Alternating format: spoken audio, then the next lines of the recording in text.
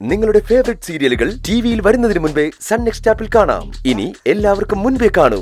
ഇപ്പോൾ തന്നെ sun next app download ചെയ്ത് സബ്സ്ക്രൈബ് ചെയ്യൂ. എനിക്ക് എനിക്ക് ദേവി ദേവി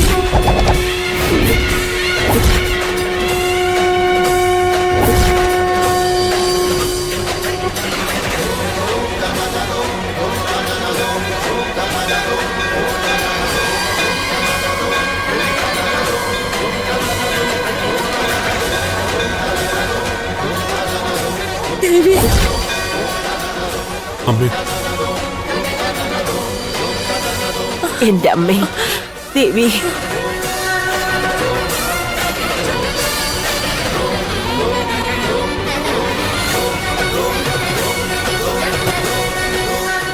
ദേവി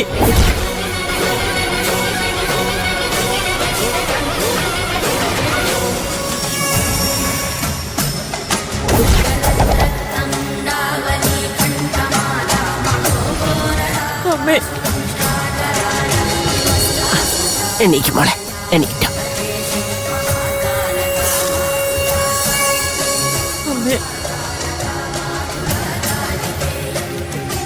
ഈ ആക്സിഡന്റ് എന്റെ തെറ്റിനുള്ള ശിക്ഷ തന്നെയാണ്. ഒരുപാട് കാര്യങ്ങൾ എനിക്കിപ്പോ ബോധ്യമായി. അമ്മയോടും ഗോപുവിനോടും ഒക്കെ പറയാൻ പാടില്ലാത്തതൊക്കെ ഞാൻ പറഞ്ഞു, ചെയ്യാൻ പാടില്ലാത്തതൊക്കെ ചെയ്തു. തെറ്റാണ്, അതൊക്കെ എനിക്കിപ്പോ ബോധ്യമുണ്ട്.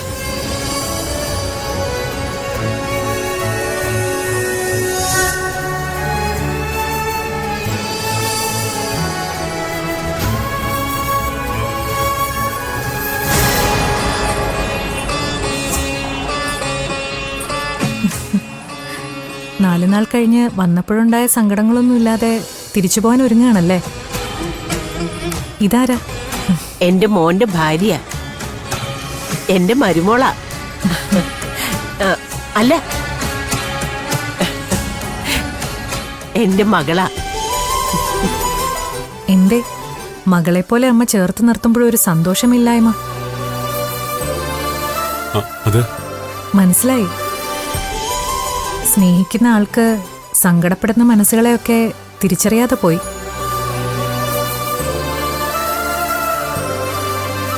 കൈത്താങ്ങാകേണ്ട സമയത്ത് മാറി നിന്നു അല്ലേ?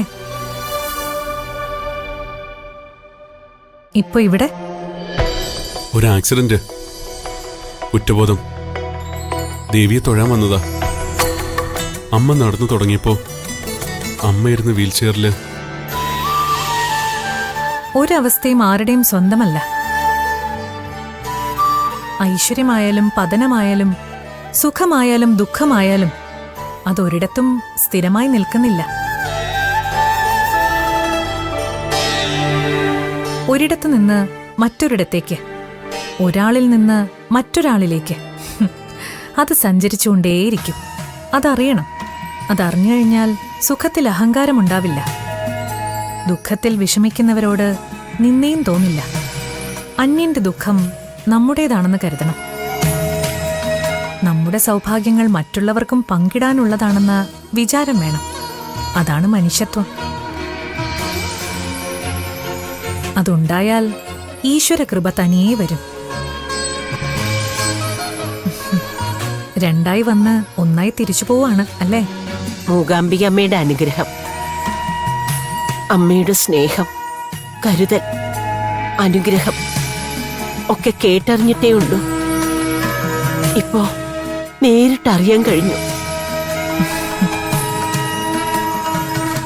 ഇതിൽ പരം ഭാഗ്യം, പുണ്യം ഈ മനുഷ്യായുസിൽ ഇനി വേറെയില്ല.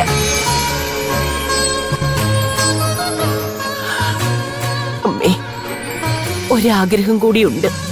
ഇനിയും വരണം അമ്മയുടെ നടയിൽ. എന്റെ അമ്മേ ദേവി, ഇനി വരുമ്പോ ഇതുപോലെ ഇങ്ങനെ കാണാൻ കഴിയുമോ? ഞാനെവിടെ പോവാൻ? ഇവിടെ ഉണ്ടാവും. അമ്മയെപ്പോലെയും അമ്മയുടെ മകനെ പോലെയും ഇപ്പതാ ചാന്ദിനെ പോലെയൊക്കെ പല കാരണങ്ങൾ കൊണ്ട് ഇവിടെ വരുന്നവരില്ലേ, അവർക്കൊപ്പം ഞാനുണ്ടാവും.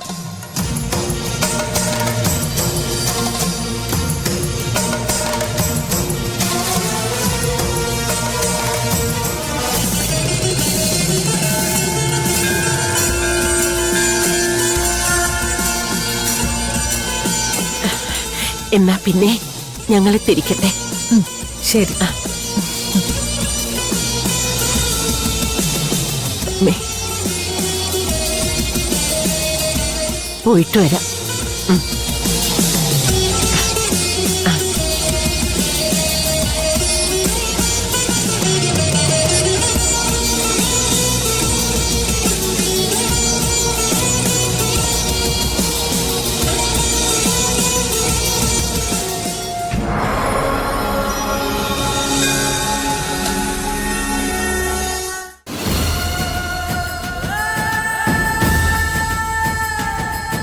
ഇവനുള്ള കൊട്ടേഷൻ ആണെങ്കിൽ അപ്പ പറഞ്ഞിട്ടില്ലെങ്കിലും ഞാൻ നിങ്ങളെ സഹായിക്കും. എനിക്കിട്ട് പണിതവനാ ഇവൻ. അവനിട്ടൊരു മുട്ടം പണി കൊടുക്കാൻ വഴി ആലോചിച്ചിരിക്കുക ഞാൻ. പറ, ഞാൻ എന്താ ചെയ്യേണ്ടത്? ഇവനെ തീർക്കണം. അതാണ് ഞങ്ങളുടെ ജോലി. ശ്രമിച്ചു, പക്ഷെ പരാജയപ്പെട്ടു. അന്വേഷിച്ചപ്പോ ഏതോ ശക്തികൾ ഇവനെ സംരക്ഷിക്കുന്നുണ്ട്. അതിന്റെ പരിധിയിൽ നിന്ന് ഇവനെ മാറ്റിക്കിട്ടണം. നീ വിചാരിച്ചാൽ അത് നടക്കും. ഞാൻ വിചാരിച്ചാലോ? ഇവനെയോ? ഇവൻ എന്നെ കണ്ടാലേ അപ്പ തല്ലും. നീ അവനെ കാണണ്ട, പക്ഷേ അവനെ വരുത്താനാകും. നിന്റെ ആ ചേച്ചിയില്ലേ, ആ പൂക്കട നടത്തുന്ന കുട്ടി, അവളും ഇവനും തമ്മിൽ വലിയ അടുപ്പത്തിലാണ്. അവള് പറഞ്ഞ ഇവൻ എന്തും ചെയ്യും. ചേച്ചിക്ക് ഇവനോട് അത്ര വലിയ അടുപ്പമുള്ളതായിട്ടൊന്നും എനിക്കറിയില്ല. നിന്റെ ചേച്ചിക്ക് അവനോട് എത്ര അടുപ്പമുണ്ടെന്നൊന്നും എനിക്കറിയില്ല. പക്ഷേ അവൻ അവളെ ജീവനാണ്. അവൻ ഇവിടെ വന്ന് താമസിക്കുന്നത് തന്നെ അവൾക്ക് വേണ്ടിയാണ്. പക്ഷെ ചേട്ടാ, ഇതൊന്നും എനിക്കറിയില്ലല്ലോ. അതെ, നിനക്കറിയില്ല. പക്ഷേ വേറെ ചിലർക്കൊക്കെ അറിയാം. അവരാ ഞങ്ങളെ ഇങ്ങോട്ട് അയച്ചിരിക്കുന്നത്. ചേച്ചി പറഞ്ഞാൽ അയാൾ കേൾക്കുമെങ്കിൽ ചേച്ചിയെ കൊണ്ട് പറയിപ്പിക്കാൻ ഞാൻ ശ്രമിക്കാം. ആ പെൺകുട്ടി പറഞ്ഞാൽ അവൻ അനുസരിക്കും. അത് ഞങ്ങൾക്ക് ഉറപ്പാ. നീ ആ പെൺകുട്ടിയെ കൊണ്ട് അവനോട് സംസാരിപ്പിച്ച് അവന് ഞങ്ങൾ പറയുന്ന സ്ഥലത്ത് എത്തിച്ചേരണം. അവനെ അവിടെ കിട്ടിയാൽ ബാക്കി കാര്യം ഞങ്ങളേറ്റു.